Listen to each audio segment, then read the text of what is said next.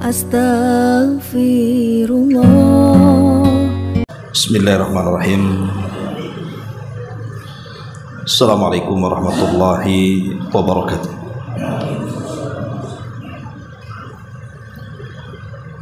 Alhamdulillah wassalatu wassalamu ala Rasulillah wa ala alihi wa sahbihi wa mawalah wa la hawla wa la quwata illa billahi wa ba'd.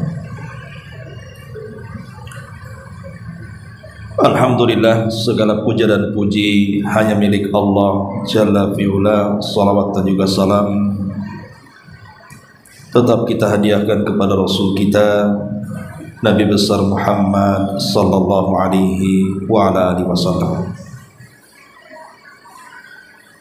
Kita masih melanjutkan kajian kita, masih membahas kitab Tauhid dan masih dalam bab tentang kecintaan kita kepada Allah dan juga Rasulnya. Wa minan nasi man yattakhidhu min dunillahi amdadan yuhibbunahum kahubbillah. Dan kita sudah mengambil beberapa dalil dari Al-Quran dan juga hadis Nabi SAW, dan yang tersisa adalah yang diriwayatkan oleh Imam Bukhari dan Muslim dari Anas ibn Malik radhiyallahu an. Nabi SAW bersabda, "Thalathun man kunna fihi wajada halawatal iman." Tiga perkara, kata Nabi SAW, barang siapa terdapat di dalam diri seseorang dari tiga perkara itu, maka ia dipastikan mendapatkan manisnya iman. Apa saja tiga perkara itu? An yakunallahu wa rasuluhu ahabba ilaihi mimma siwahuma. Ketika ia mencintai Allah dan Rasulnya lebih dibandingkan mencintai selain keduanya. Yang kedua, wa an yuhibbal mar'u la yuhibbuhu illa lillah. Ketika seseorang mencintai orang lain, tidak lain hanya karena Allah Subhanahu wa ta'ala. Dan yang ketiga, wa an yakraha an ya'uda fil kufri ba'da an anqadhahu Allahu minhu kama yakrahu an yuqdafa finnar. Dan yang ketiga, seseorang benci apabila kembali kepada kekufurannya setelah ia diselamatkan oleh Allah Subhanahu wa ta'ala darinya, sebagaimana ia benci kalau seandainya ia dicampakkan ke dalam api neraka. Wa fi riwayatin, dalam riwayat, la yajidu ahadun halawatal iman ila akhiril hadis. Seseorang tidak akan merasakan manisnya iman kecuali dia mengamalkan tiga perkara ini. Kemudian juga riwayat Ibnu Jarir dari Ibnu Abbas radhiyallahu anhuma, ia berkata, "Man ahabba fillahi wa abghadha fillahi wa wala fillahi wa 'ada fillahi fa innama tunalu wilayatallahi bidzalik." Barang siapa yang mencintai seseorang karena Allah, membenci juga karena Allah, membela karena Allah, memusuhi karena Allah, maka sungguh kecintaan ia kepada Allah Subhanahu wa ta'ala akan mendapatkan pertolongan Allah Subhanahu wa ta'ala. Walan yajida abdun ta'mal iman wa in kathurat salatuhu wa saumuhu hatta yakuna kadzalik. dan seseorang tidak akan menemukan lezatnya iman meskipun banyak melakukan salat, meskipun banyak melakukan puasa, sehingga dia bersifat seperti itu. Maksudnya melakukan sesuatu karena Allah. Wa qad sara ammatu muakhatin nasi ala amri dunya wa dzalika la yujdi ala ahlihi syai'an. Karena pada umumnya persahabatan yang dijalin di antara manusia itu dibangun di atas dasar kepentingan dunia, dan itu tidak berguna sedikit pun pada dirinya. Ibnu Abbas radhiyallahu anhu ketika mentafsirkan firman Allah, wa taqatta'at bihimul asbab, qala al mawaddatu. Ketika Allah mengatakan dalam surah Al-Baqarah 166, dan putuslah hubungan di antara mereka, maksudnya adalah terputus kasih sayang di antara mereka. Ma'asyiral muslimin wal muslimat rahimani wa rahimakumullah. Hadis yang dikeluarkan Bukhari Muslim dari Anas ibn Malik ini menjelaskan kepada kita tentang manisnya iman, bahwa iman itu memiliki rasa bagi orang-orang yang beriman kepada Allah Subhanahu wa taala, dan menunjukkan bahwa iman itu memiliki rasa dan kelezatan.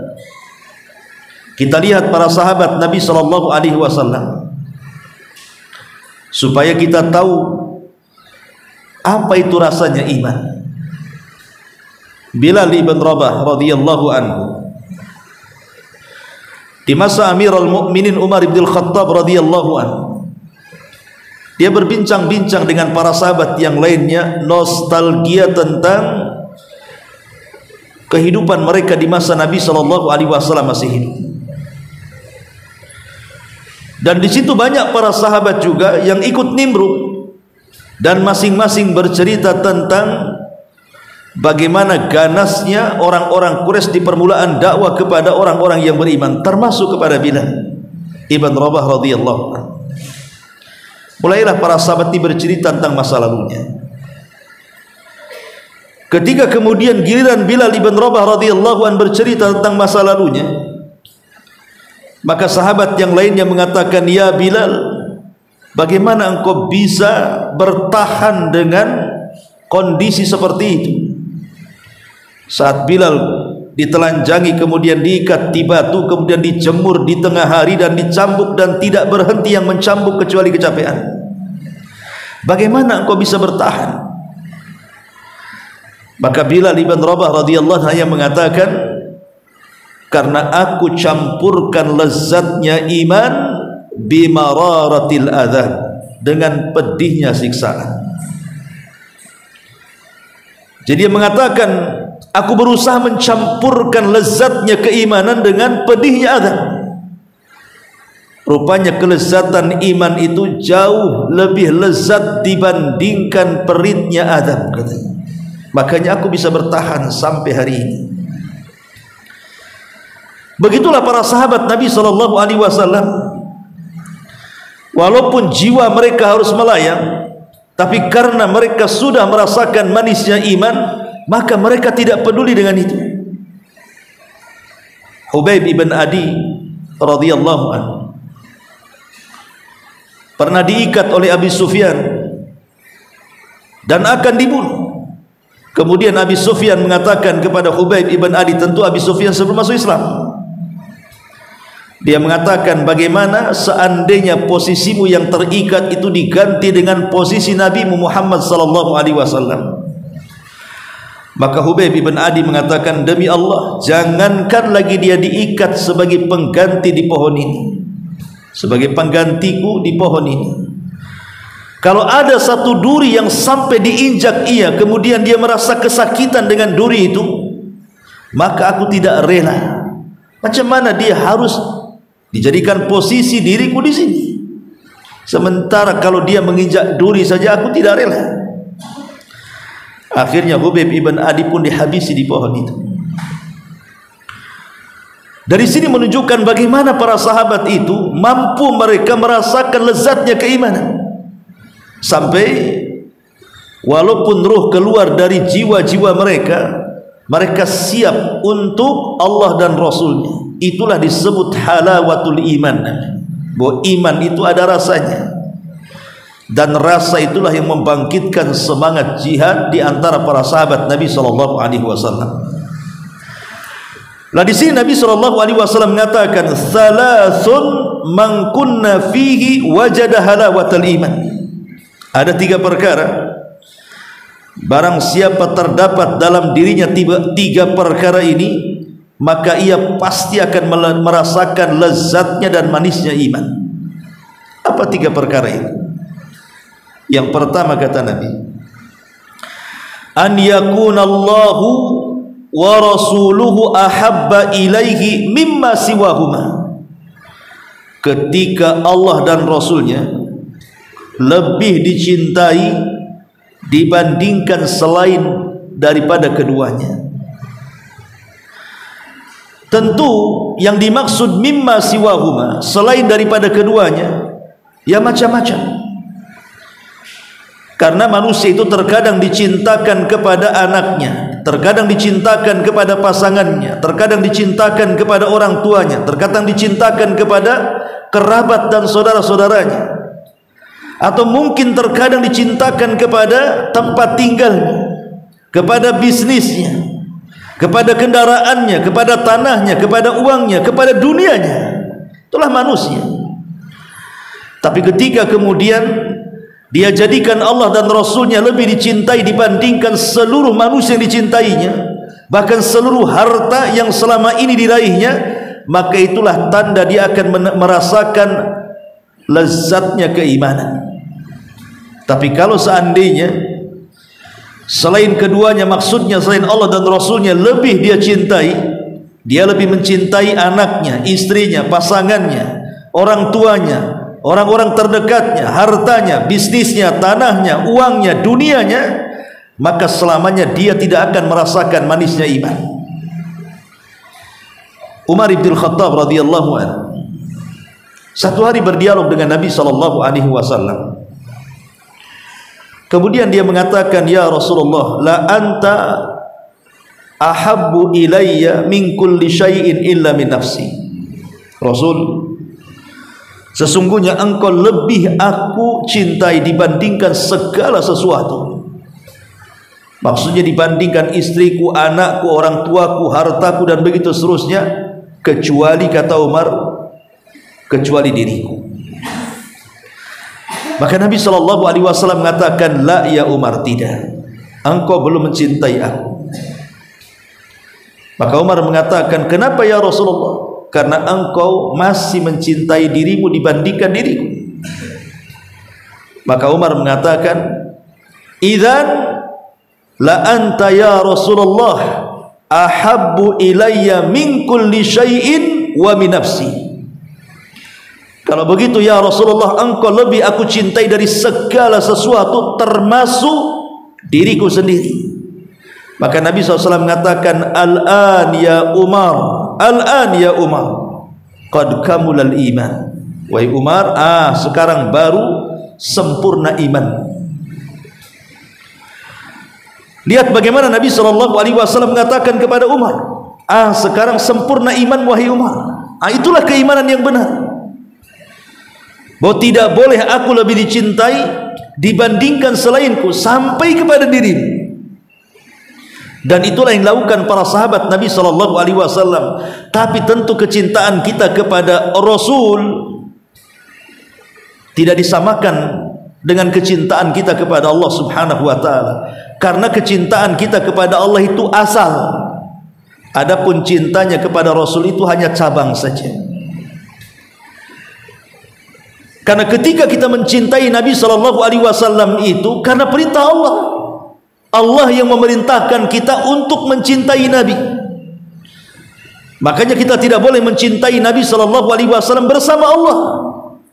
Tapi cintailah Nabi kita Muhammad SAW karena Allah perintahkan kita untuk mencintai nabinya, dan nabi kita jauh lebih mulia dibandingkan manusia yang lainnya.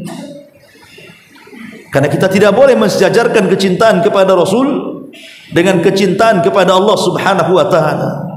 Kalau bukan karena perintah Allah kepada kita untuk mencintai nabi kita, tentu kita tidak akan mencintai nabi kita. Tapi karena Allah perintahkan agar kita mencintai nabi kita, makanya kita mencintai nabi karena perintah Allah untuk mencintainya. Ma'asyiral muslimin yang dimuliakan Allah Subhanahu wa taala, kalau kita melihat bahwa di antara bentuk-bentuk kecintaan kita kepada Nabi sallallahu alaihi wasallam, pada minggu yang lalu kita sudah menjelaskan kenapa kita harus mencintai Allah Subhanahu wa taala. Maka kali ini kita akan menyebutkan kenapa kita harus mencintai Nabi. Pertama, anta tadzakkara annahu ar-rahmatul huda lil alamin. Agar engkau ingat bahwa diutusnya Nabi sallallahu alaihi wasallam oleh Allah kepada kita, dia sebagai rahmatan lil alamin, pembawa rahmat bagi seluruh alam semesta. Sebagaimana Allah mengatakan, wa ma arsalnaka illa rahmatan lil alamin. Tidaklah kami utus engkau wahai Muhammad kecuali membawa rahmat bagi segenap alam semesta. Yang kedua, anta tadzakkar annahu sababu hidayatil basyariyati. Engkau harus ingat bahwa keberadaan Nabi yang diutus oleh Allah kepada kita itu sebab hidayah besar bagi umat manusia. Kalau bukan karena Allah Subhanahu wa taala kemudian diutusnya Nabi kita Muhammad sallallahu alaihi wasallam, semua manusia akan tersesat. Boleh jadi tidak tahu jalan bagaimana menuju Allah Subhanahu wa taala. Maka dengan diutusnya Rasul kepada kita, akhirnya umat manusia termasuk kita mendapatkan hidayah Allah. Tahu siapa Tuhan yang kita sembah dan bagaimana cara menyembahnya. Yang ketiga, anta tadzakkar annahu sababu hidayatika wa dukhulil jannah allati fiha ma la 'ainun ra'at wa la udhunun sami'at wa la khatara 'ala qalbi bashar. Engkau harus ingat bahwa dengan diutusnya Nabi sallallahu alaihi wasallam kepada kita, itu sebab petunjuk terbesar masuknya kita sebagai umatnya ke dalam surganya. Sebuah kenikmatan yang tidak bisa dilihat mata, didengar telinga, bahkan terlintas dalam pikiran manusia pun tidak. Artinya kalau bukan karena Allah mengutus nabinya, tentu kita tidak tahu mana jalan ke surga, mana jalan ke neraka. Kemudian yang keempat, anta'lama annahu sahibul maqam al-mahmud. Engkau harus tahu bahwa Nabi kita Muhammad sallallahu alaihi wasallam yang diutus Allah kepada kita adalah sahibul maqamil mahmud. Dialah pemilik tempat yang sangat terpuji, syafaatul uzma. Kelak pada hari kiamat, ketika manusia datang kepada Adam, datang kepada Nuh, datang kepada Ibrahim, datang kepada Nabi Musa dan Isa, semua ulul azmi minar rusul, mereka tidak sanggup berikan syafaat. Ketika Allah Subhanahu wa taala melihat Nabi kita sujud di hadapannya di bawah arsy, maka Allah mengatakan, irfa ra'saka ya Muhammad sal tu'ta qul tusma isfa tushaffa. Angkat kepalamu, katakan kau didengar, minta kau diberi, mintalah syafaat, aku akan beri kau syafaat. Karena dia yang akan menolong kita kelak pada hari kiamat, maka sudah barang tentu kita mencintai Nabi sallallahu alaihi wasallam, karena dia satu-satunya manusia yang akan memberikan syafaat kepada kita di saat seluruh para nabi tidak sanggup berikan syafaat kepada umatnya. Kemudian yang kelima, anta'lama anna hubbahu sababun li hubbillahi laka wa ridahu anka. Engkau harus tahu bahwa sebab kecintaan kita kepada Rasul itu menyebabkan kecintaan Allah kepadamu. Ketika kita ini mencari kecintaan mencari kecintaan Allah kepada kita, maka syaratnya adalah harus mencintai Nabi-Nya. Dari situ Allah Subhanahu wa taala mengatakan, "Qul in kuntum tuhibbunallaha fattabi'uni yuhibbukumullah." Katakan ya Muhammad, kalau kalian mencintai Allah, ikuti aku, maka Allah akan cinta kepada kalian. Lihat bagaimana syarat kita mendapatkan kecintaan dari Allah Subhanahu wa taala. Syaratnya adalah harus mencintai Nabi. Dan ini ayat yang disebutkan oleh Hasan Al-Basri rahimahullahu taala sebagai ayat al-ikhtibar, ayat ujian. Karena ada sebuah kaum, kata Hasan Al-Basri, mereka mengklaim bahwa mereka cinta kepada Allah Subhanahu wa taala, tapi tidak pernah mengikuti Nabi. Maka Allah turunkan ayat ini. Katakan ya Muhammad, kalau engkau cinta kepada Allah, ikuti aku, maka Allah akan cinta kepada kalian.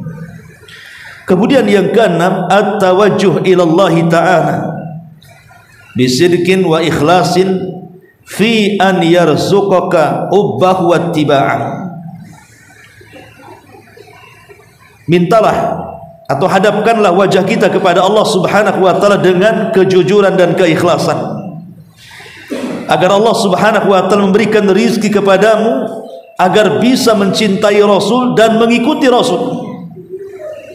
Artinya, ketika dalam setiap doa-doa kita bukan hanya sekedar meminta dunia saja, tapi lebih daripada itu minta kepada Allah dengan kejujuran kita, agar kita diberikan rizki oleh Allah, mampu mencintai Rasul dan mampu mengikuti ajaran Nabi sallallahu alaihi wasallam.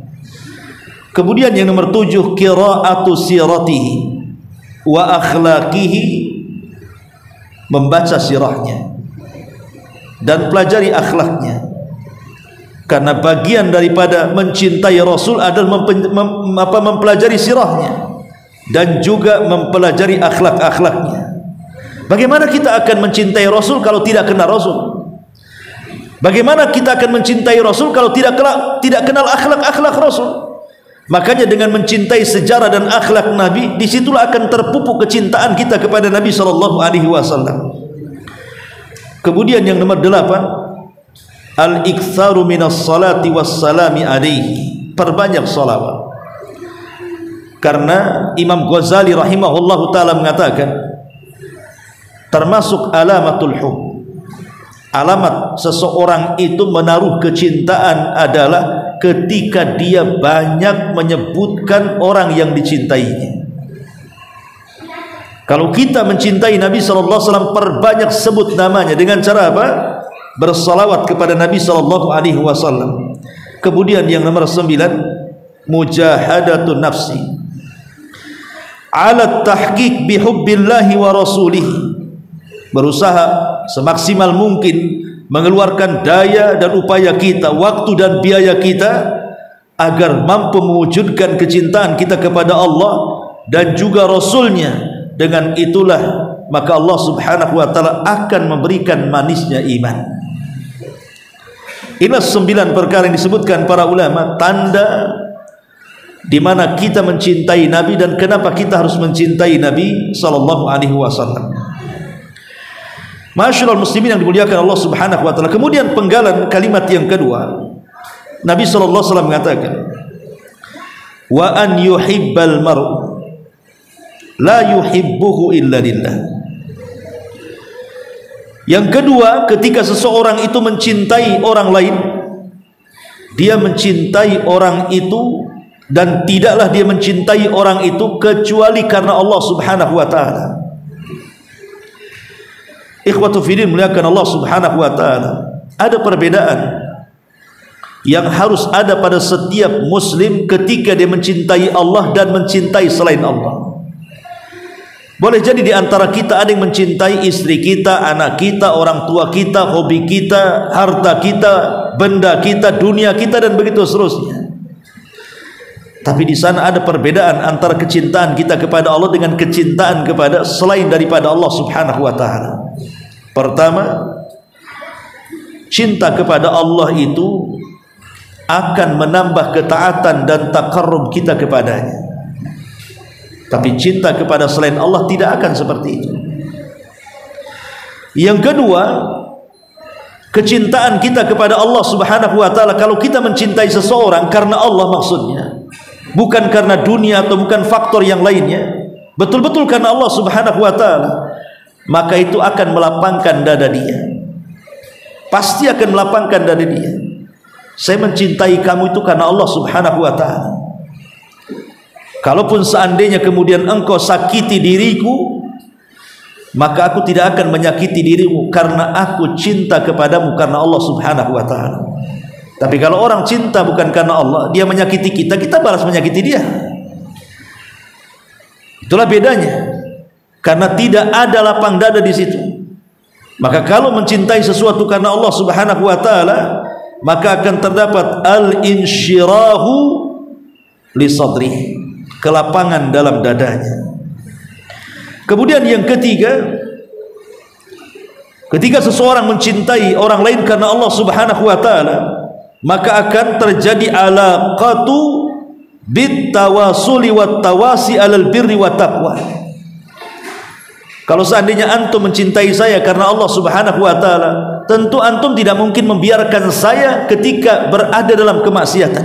Pasti akan memberikan nasihat, pasti akan memberikan arahan-arahan, tidak betul apa yang kau lakukan itu, ini yang benar, itu yang salah, ini yang baik, itu yang tak baik. Pasti akan melihat kemungkaran, pasti akan dihilangkan kemungkaran itu, karena kita mencintai karena Allah Subhanahu wa taala.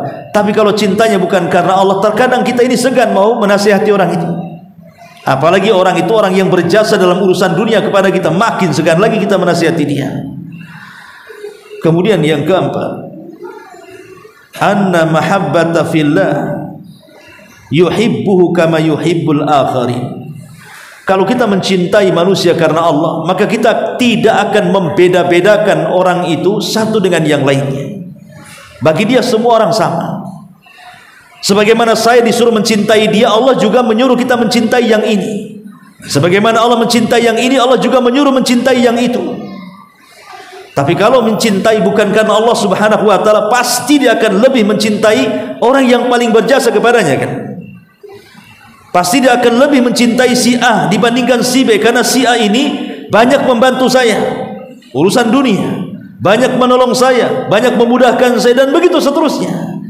Tapi kalau kecintaan ini karena Allah Subhanahu wa taala, maka dia akan pukul rata di hadapan dia semua sama, bahwa manusia itu harus dicintai semuanya karena Allah Subhanahu wa taala. Ma'asyiral muslimin yang dimuliakan Allah Subhanahu wa taala, Umar bin Khattab radhiyallahu anhu meriwayatkan sebuah hadis.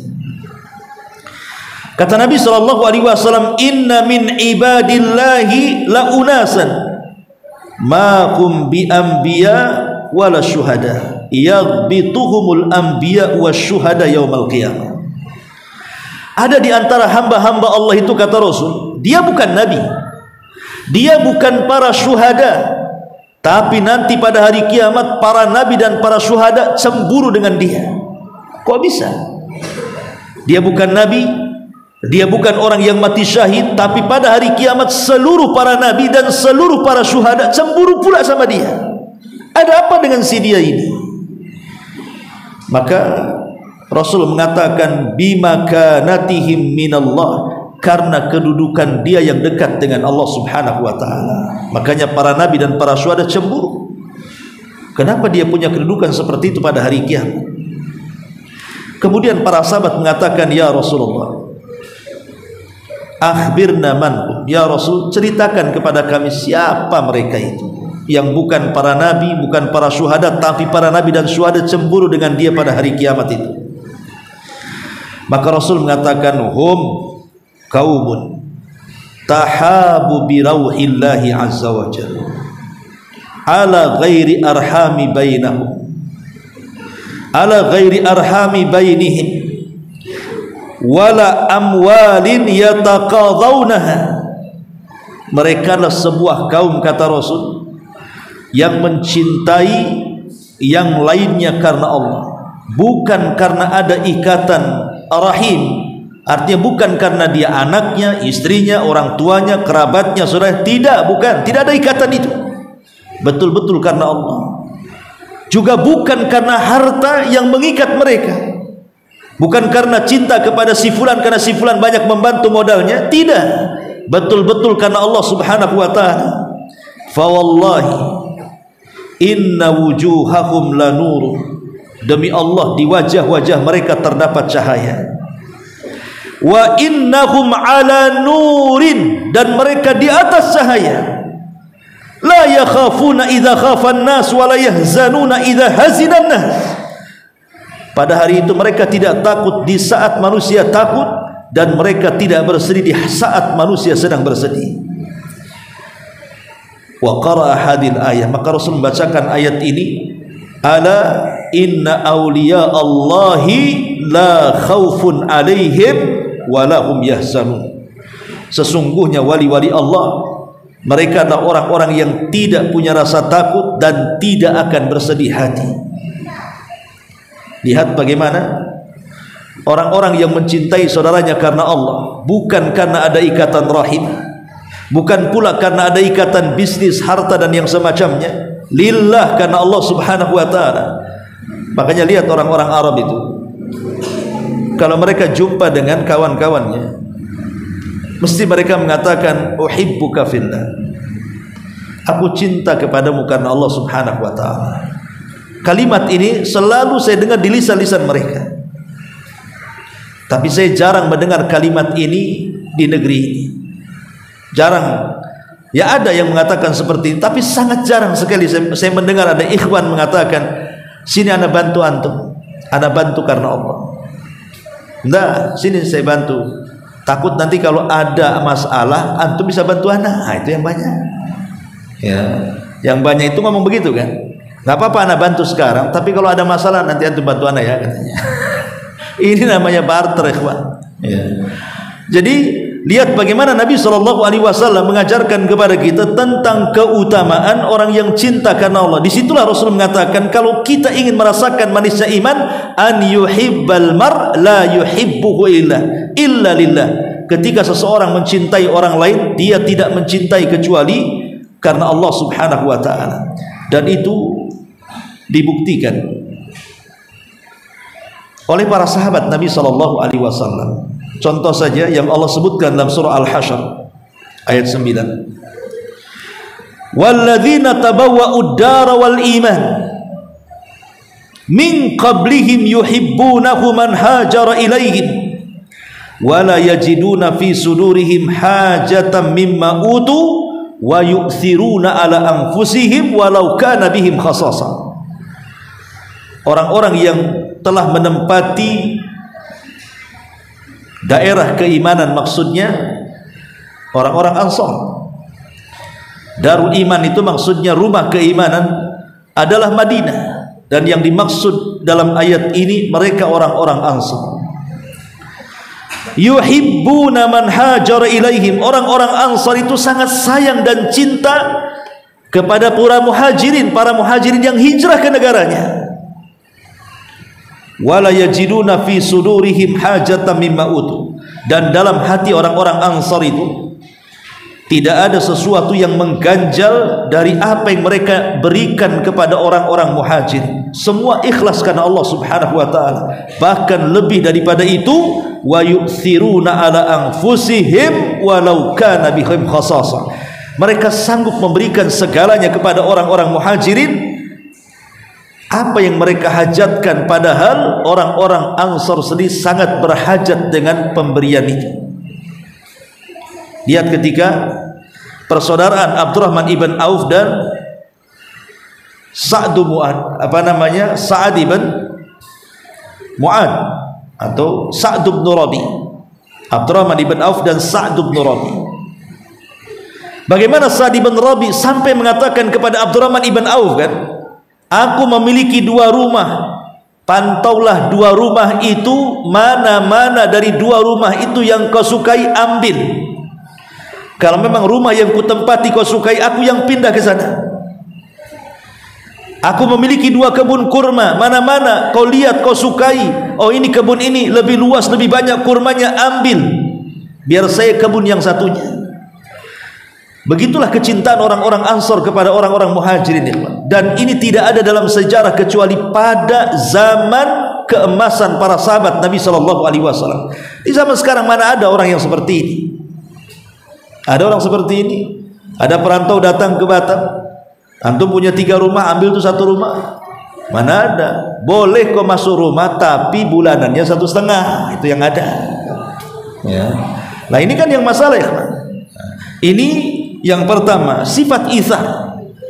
Kemudian yang kedua, disebutkan dalam sebuah riwayat di mana Aid ibn Amr ini menceritakan tentang Abu Sufyan. Abu Sufyan ini ketika masih kafir, dia kan pembesar Quraisy tuh. Tiba-tiba lewat di hadapan Salman Al-Farisi, Suhaib Ar-Rumi, dan Bilal ibn Rabah. Jadi 3 sahabat ini sedang duduk-duduk. Suhaib Ar-Rumi, Bilal ibn Rabah, Salman Al-Farisi. Ini kan mantan-mantan budak, ikhwan. Duduk-duduk, Abi Sufyan pula lewat. Abi Sufyan ini pembesar Quraisy. Dialah yang memimpin perang Uhud dan menang. Kaum muslimin kalah. Walaupun setelah Fathu Mekah dia masuk Islam, tapi kan telat masuk Islamnya. Tiba-tiba kemudian 3 orang ini, maksudnya Salman, Suhaib dan Bilal, mengatakan, wallahi ma akhadat suyufullahi min unuki aduillah. Kata mereka, 3 orang ini sambil mengejek Abi Sufyan dan mengatakan, demi Allah, orang ini tidak akan selamat dari pedang-pedang Allah. Satu hari nanti pasti lehernya akan putus, katanya. Wajar para sahabat ngomong seperti ini kepada Abi Sufyan, karena permusuhan orang-orang musyrik di zaman itu kan sampai kepada tingkat penyiksaan. Jadi setelah Islam mulai kuat, sehingga mereka bisa membalas. Makanya ketika Abu Sufyan ngomong, nanti satu hari lehernya akan hilang juga tuh, katanya. Masya Allah, seperti itu. Perkataan ini rupanya kedengaran oleh Abu Bakar Siddiq radhiyallahu anhu yang sedang lewat di situ. Maka Abu Bakar Siddiq radhiyallahu anhu mengatakan, ataquluna hadza li syaihi Quraisy wa sayyidihim? Apakah kalian mengatakan ucapan itu ditujukan kepada pemimpin Quraisy? Maksudnya Abi Sufyan. Sambil marah itu Abu Bakar Siddiq radhiyallahu anhu, saya akan laporkan perkataan kalian kepada Nabi. Fa'atan Nabiya sallallahu alaihi wasallam fa akhbarahu, maka Abu Bakar datang kepada Rasul dan menghabarkan tentang ucapan 3 sahabat ini. Maka kemudian Abu Bakar menceritakan kepada Rasul tentang ucapan mereka kepada Abi Sufyan. Yang ketiga itu masih kafir, Abi Sufyan. Maka Rasul SAW mengatakan kepada Abu Bakar, ya Aba Bakrin la'allaka aghdabtahum. Wahai Abu Bakar, kayaknya nampaknya engkau emosi ya dengan mereka ya. Kau marah ya dengan mereka. Maksudnya marah dengan mereka itu dengan Salman, dengan Suhaib, dengan Bilal, karena perkataan mereka kepada Abi Sufyan. Maka Abu Bakar mengatakan, iya, aku marah kepada mereka. Maka Rasul mengatakan, la in kunta aghdabtahum laqad aghdabta rabbaka ya Abu Bakar. Kalau engkau sampai marah kepada 3 sahabat mulia itu, maka engkau sudah memancing kemarahan Allah kepadamu. Kenapa Rasul mengatakan seperti itu? Karena siapa Abi Sufyan dan siapa mereka? Abi Sufyan masih kafir, sementara mereka Suhaib, Salman, Bilal, mereka sudah muslim. Dan tidaklah mereka mengucapkan kalimat itu kepada Sufyan kecuali karena kegeraman mereka, karena kekufurannya kan. Kenapa Abu Bakar bisa membela 3 orang ini dan membela Abi Sufyan? Ya tentu tujuan Abu Bakar itu maksudnya memuliakan Abi Sufyan supaya dia bisa masuk Islam. Tapi Rasul menyalahkan sikap Abu Bakar. Kenapa? Karena seolah-olah dia tidak sayang dengan sahabat-sahabat yang mereka dari kalangan fuqara wal masakin. Makanya Rasul mengatakan, ya Abu Bakrin, la in aghdhabtahum faqad aghdhabta rabbaka. Kalau engkau memarahi mereka, sama engkau membangkitkan kemarahan Allah kepadamu. Lihat bagaimana Nabi mengajarkan kalau kita mencintai manusia itu karena Allah. Sudah jelas-jelas Bilal, Suhaib, kemudian juga Salman, mereka sahabat-sahabat mulia. Maka cintai mereka karena mereka orang-orang yang mencintai Allah dan Rasul. Ini salah satu contoh yang dikatakan Nabi dan dinasihati Nabi SAW kepada Abu Bakar Siddiq radhiyallahu anhu. Termasuk juga dijelaskan tentang dahulu ada seorang sahabat Nabi SAW, namanya Abdullah ibn Khudzafah As-Sahmi radhiyallahu anhu. Abdullah ibnu Khudzafah As-Sahmi. Bagaimana kisahnya? Ketika terjadi peperangan antara orang Islam dengan orang-orang Romawi, maka orang-orang Romawi berhasil menangkap dan menawan banyak dari kaum muslimin. Salah satunya adalah pemimpinnya, namanya Abdullah ibn Khudzafah As-Sahmi, ketangkap juga dan pasukannya. Jadi Kaisar kemudian memanggil Abdullah ibn Khudzafah As-Sahmi, kemudian mengatakan, kalau engkau ingin masuk ke dalam agamaku, maksudnya masuk Nasrani, maka aku akan berikan kedudukan tinggi dari. Dia mengajak supaya masuk Islam, masuk Nasrani. Itulah orang-orang Nasrani itu, bagaimana mereka itu sebanyak-banyaknya menasranikan manusia supaya masuk ke agama mereka. Makanya kristenisasi itu akan terus berjalan sejak zaman itu sampai sekarang. Semangat orang-orang itu, makanya di akhir zaman jumlah mereka jauh lebih banyak dibandingkan jumlah kaum muslimin. Jumlah orang Nasrani di akhir zaman itu akan lebih banyak dibandingkan jumlah kaum muslimin, dan itu berdasarkan sabda Nabi. Karena semangatnya mereka hendak menasranikan manusia, termasuk di zaman sahabat ini. Sehingga dia mengatakan, kata Abdullah ibn Abi Khudzafah, innal maut ahabbu ilayya alfa marratin mimma tad'uni ilaihi. Kaisar, kematian lebih aku cintai dibandingkan 1000 kali kau mengajak diriku masuk ke agama. Lihat di pertahanan akidahnya Abdullah ibn Khudzafah As-Sahmi. Akhirnya Kaisar marah, galikan parit, letakkan kayu, bakar sebanyak-banyaknya kayu itu. Akhirnya dibuat parit, didatangkan kayu, kemudian dibakar, jadilah lautan Nabi. Kemudian kata Kaisar sambil mengikat Abdullah ibn Khudzafah As-Sahmi, datangkan orang-orang dia, datangkan orang-orang dia. Maka datangkanlah kemudian pasukan kaum muslimin yang tertahan bawahan daripada Abdullah ibn Khudzafah ini, kemudian satu-satu dicemplungkan ke dalam api, terbakar mati.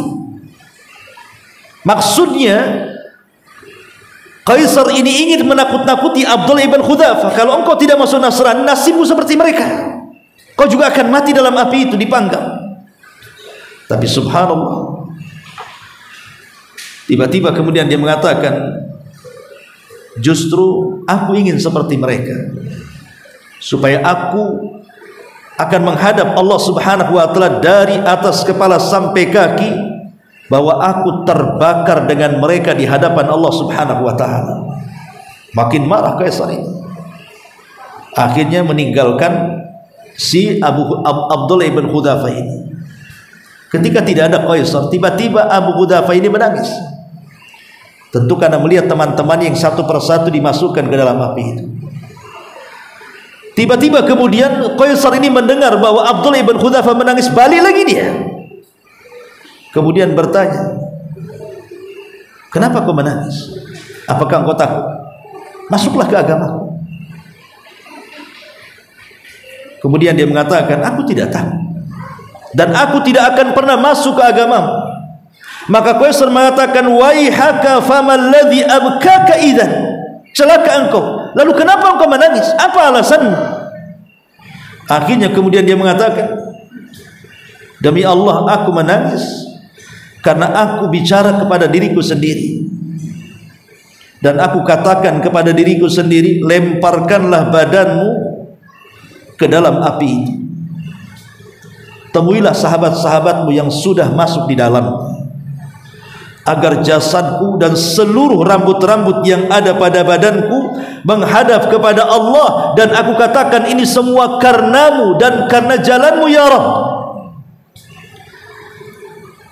Melihat kegigihan semangat Abdullah ibn Hudzafah As-Sahmi, membuat kagum si Qaisar ini, pemimpin Romawi. Kemudian sekali lagi dia mengatakan, masuklah ke agamaku, tapi dia tetap menolak. Akhirnya kata Qaisar ini, kalau begitu aku akan bebaskan kamu, pergi kamu dari sini. Tapi Abdullah ibn Hudzafah As-Sahmi mengatakan, tidak, kalau engkau membebaskan aku, bebaskan juga semua pasukan, bebaskan semua pasukan. Akhirnya Allah takdirkan lembutlah hati Qaisar, dibebaskan semuanya. Lihat bagaimana kecintaan Abdullah ibn Hudzafah karena Allah subhanahu wa ta'ala mencintai kaum muslimin yang lainnya. Kalau kita di posisi dia, boleh jadi ya sudah, kita selamat, terserah orang lain, kan begitu. Tapi dia tidak. Itu menunjukkan bahwa tidaklah seseorang mencintai kecuali karena Allah subhanahu wa ta'ala. Dan yang terakhir, di antara tanda-tanda cinta kepada mendapatkan halawatul iman adalah wa an yakraha an yauda fil kufri ba'da an anqadhahu Allahu minhu kama yakrahu an yuqdafa finnar. Dia benci kembali kepada kekufuran setelah Allah berikan hidayah kepadanya, sebagaimana dia benci kalau seandainya badannya dilempar ke dalam api neraka. Maknanya, kalau kita sudah dapat hidayah, alhamdulillah kita sudah dapat hidayah sunnah, bukan hidayah Islam saja, maka jagalah hidayah sunnah ini. Jangan sampai kembali kepada bid'ah. Kalau kita sudah mendapatkan hidayah tauhid, jaga tauhid ini, jangan sampai kembali kepada kesyirikan. Kalau kita sudah mendapatkan hidayatul Islam, jaga keislaman ini, jangan sampai kita jatuh kepada kekufuran. Itu yang harus ditanamkan kepada seorang muslim, tentunya dengan pertama berdoalah kepada Allah agar kita diistiqomahkan. Yang kedua, mujahadatun nafsi, bersungguh-sungguhlah mempertahankan hidayah, karena Allah mengatakan wa man yujahidu fina lanahdiyannahum subulana. Orang-orang yang bersungguh-sungguh mempertahankan hidayah, maka kami akan kokohkan hidayah menuju jalan kami. Kemudian yang ketiga, berkawanlah dengan orang-orang saleh, karena hanya dengan berkawan dengan orang-orang yang seakidah dengan kita, maka itu akan memantapkan akidah kita. Kemudian yang keempat, hindarilah sebab-sebab penyelewengan dan penyimpangan dan keburukan. Tempat-tempat yang ada syubhatnya tinggalkan di situ. Kemudian biasakan mendengar nasihat-nasihat, kemudian terpikir tentang kematian, kemudian juga berusaha untuk mempelajari sirah para nabi, para sahabat dan orang-orang saleh. Maka ini semua bisa memantapkan hidayah dan menanamkan kebencian kalau seandainya kita kembali berputar ke belakang sebelum kita mendapatkan hidayah Allah subhanahu wa ta'ala. Wallahu a'lam bishawab. Dan manfaat musdaisya subhanahu wa bihamdika asyhadu an la ilaha illa anta astaghfiruka wa atubu ilaik. Allahu ta'ala alam. Assalamualaikum warahmatullahi